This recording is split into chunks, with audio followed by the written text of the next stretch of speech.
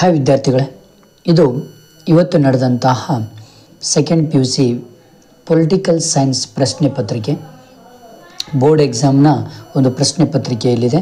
ಬನ್ನಿ ಶುರು ಮಾಡೋಣ. ಬನ್ನಿ, ಈ ಕೆಳಗಿನ ಪ್ರಶ್ನೆಗಳಿಗೆ ಸರಿಯಾದ ಉತ್ತರವನ್ನು ಆರಿಸಿ ಬರೀಬೇಕು.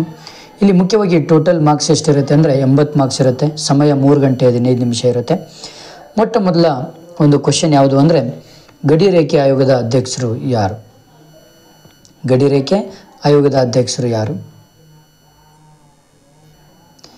ನೆಕ್ಸ್ಟು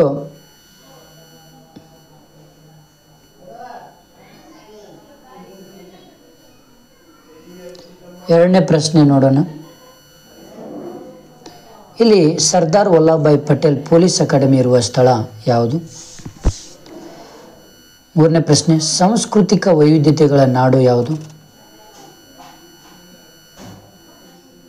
ನಾಲ್ಕನೇ ಪ್ರಶ್ನೆ, ರಾಷ್ಟ್ರದ ಪ್ರತಿಭಾವಂತ ವಿದ್ಯಾರ್ಥಿಗಳ ಸಮೂಹ ಹೆಚ್ಚಿನ ಹಣ ಸೌಲಭ್ಯ ಮತ್ತು ಗೌರವಗಳಿಗಾಗಿ ವಿದೇಶಗಳಿಗೆ ವಲಸೆ ಹೋಗುವುದು.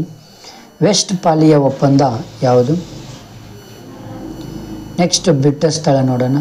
ಕೆಳಗಿನ ಪ್ರಶ್ನೆಗಳಿಗೆ ಖಾಲಿ ಬಿಟ್ಟ ಸ್ಥಳ ಭರ್ತಿ ಮಾಡಿ. ಇದು 5 × 1 = 5. ಪ್ರತಿಯೊಂದು ಪ್ರಶ್ನೆಗೆ 1 ಅಂಕವನ್ನು ನಿಗದಿಪಡಿಸಿರ್ತಾರೆ. ಚುನಾವಣೆ ಪದದ ಮೂಲ ಪದ ಯಾವುದು? 6ನೇ ಪ್ರಶ್ನೆ. 7ನೇ ಪ್ರಶ್ನೆ, ಕೇಂದ್ರ ಸೇವೆಗೆ ಉದಾಹರಣೆ ಯಾವುದು? 8ನೇ ಪ್ರಶ್ನೆ, ಶೋಷಿತ ಮಹಿಳೆಯರಿಗೆ ಶಿಕ್ಷಣ ಪ್ರಾರಂಭಿಸಿದ ಪ್ರಥಮ ಶಿಕ್ಷಕಿ ಯಾರು? 9ನೇ ಪ್ರಶ್ನೆ, ಅನಕ್ಷರತೆಯನ್ನು ಒಂದು ಅಸ್ವಾತಂತ್ರ್ಯ ಎಂದು ಹೇಳಿದವರು ಯಾರು? 10ನೇ ಪ್ರಶ್ನೆ, ಬ್ರಿಕ್ಸ್ನ ಸದಸ್ಯ ರಾಷ್ಟ್ರಗಳ ಸಂಖ್ಯೆ ಯಾವುದು? ನೆಕ್ಸ್ಟು 5 × 1 = 5. ಹೊಂದಿಸಿ ಬರೆಯಿರಿ. ಭಾರತ ರಾಷ್ಟ್ರೀಯ ಕಾಂಗ್ರೆಸ್. ನೆಕ್ಸ್ಟ್ ಸಚಿವಾಲಯ, ಮೂಕ ನಾಯಕ, ಸ್ವೀಡನ್ನ ಭ್ರಷ್ಟಾಚಾರ ವಿರೋಧಿ ಸಂಸ್ಥೆ, ಬಂಗಬಂಧು. ಓಕೆ, ನೆಕ್ಸ್ಟ್ ಈ ಕೆಳಗಿನ ಪ್ರಶ್ನೆಗಳಿಗೆ ಒಂದು ವಾಕ್ಯದಲ್ಲಿ ಉತ್ತರಿಸಿರಿ. 5 × 1 = 5. ಲೋಕಾಯುಕ್ತರನ್ನು ಯಾರು ನೇಮಿಸುತ್ತಾರೆ? ಅಸ್ಮಿತೆ ರಾಜಕಾರಣವನ್ನು ಗುರುತಿಸಿದವರು ಯಾರು? WTO ಅನ್ನು ವಿಸ್ತರಿಸಿ. 19ನೇ ಪ್ರಶ್ನೆ, ಲೇಸಸ್ ಫೇರ್ನ ಅರ್ಥವೇನು? 20ನೇ ಪ್ರಶ್ನೆ, ಭಾರತದ ವಿದೇಶಾಂಗ ನೀತಿಯ ಶಿಲ್ಪಿ ಯಾರು? ಭಾಗ ಬಿ. ಈ ಕೆಳಗಿನ ಯಾವುದಾದ್ರೂ 5 ಪ್ರಶ್ನೆಗಳಿಗೆ ಪ್ರತಿಯೊಂದಕ್ಕೂ 2-3 ವಾಕ್ಯಗಳು ಉತ್ತರಿಸಿರಿ. 21, ಪ್ರಥಮ ಲೋಕಸಭೆಯ ಬಗ್ಗೆ ಟಿಪ್ಪಣಿ ಬರೆಯಿರಿ. 22, ಪಂಜಾಬನ್ನು ಎಷ್ಟು ರಾಜ್ಯಗಳನ್ನಾಗಿ ವಿಂಗಡಿಸಲಾಯಿತು, ಅವು ಯಾವುವು? 23, ಯಾವುದಾದ್ರೂ 2 ಕೇಂದ್ರಾಡಳಿತ ಪ್ರದೇಶಗಳನ್ನು ಹೆಸರಿಸಿ. 24, ಪ್ರತ್ಯಕ್ಷ ಚುನಾವಣೆ ಎಂದರೇನು, ಉದಾಹರಣೆ ಕೊಡಿ.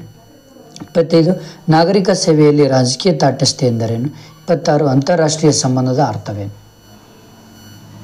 ನೆಕ್ಸ್ಟು, ಭದ್ರತಾ ಮಂಡಳಿ ಯಾವುದಾದ್ರೂ 2 ಕಾಯಂ ಸದಸ್ಯರನ್ನು ಹೆಸರಿಸಿ. ಸಿಮ್ಲಾ ಒಪ್ಪಂದಕ್ಕೆ ಸಹಿ ಹಾಕಿದವರು ಯಾರು?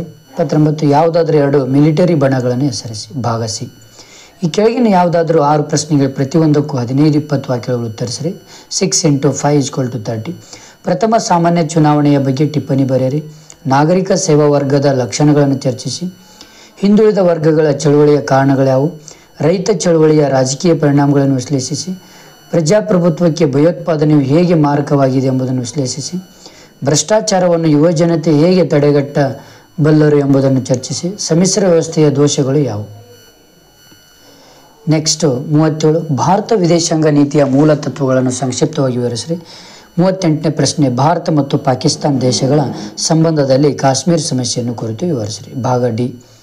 ಈ ಕೆಳಗಿನ ಯಾವುದಾದ್ರೂ 2 ಪ್ರಶ್ನೆಗಳು ಪ್ರತಿಯೊಂದಕ್ಕೂ 30-40 ವಾಕ್ಯಗಳಲ್ಲಿ ಉತ್ತರಿಸಿರಿ. ಅಂದರೆ 10 ಮಾರ್ಕ್ಸಿನ ಕ್ವಶನ್ಸ್. ಭಾರತದ ಪಕ್ಷ ಪದ್ಧತಿಯ ಸ್ವರೂಪಗಳನ್ನು ವಿವರಿಸಿರಿ. 40, ಲಿಂಗಾಧಾರಿತ ಅಸಮಾನತೆ ಕಾರಣಗಳು ಮತ್ತು ಮಹಿಳಾ ಮೀಸಲಾತಿ ಒಂದು ಸಮರ್ಥನೆ ಎಂಬುದನ್ನು ಚರ್ಚಿಸಿ. 41, ಜಾಗತೀಕರಣದ ಅರ್ಥ, ಪ್ರಾಮುಖ್ಯತೆ ಮತ್ತು ರಾಜಕೀಯ ಪರಿಣಾಮಗಳನ್ನು ವಿವರಿಸಿರಿ. 42, ಅಂತಾರಾಷ್ಟ್ರೀಯ ಸಂಬಂಧಗಳ ಪರಿಕಲ್ಪನೆಯನ್ನು ಕುರಿತು ಚರ್ಚಿಸಿ. ಇದು ಮೇನ್ ಇಂಪಾರ್ಟೆಂಟ್ ಇರುವಂತಹ ನಿಮ್ಮ ಪೊಲಿಟಿಕಲ್ ಸೈನ್ಸ್ನ ಪ್ರಶ್ನೆ ಪತ್ರಿಕೆ. Okay, thank you friends. ನಿಮ್ಮ ಫ್ರೆಂಡ್ಸಿಗೆ ಶೇರ್ ಮಾಡಿ, ಹಾಗೆ ಸಬ್ಸ್ಕ್ರೈಬ್ ಮಾಡಿ ಮುಂದಿನ ಒಂದು ವಿಡಿಯೋಗಾಗಿ.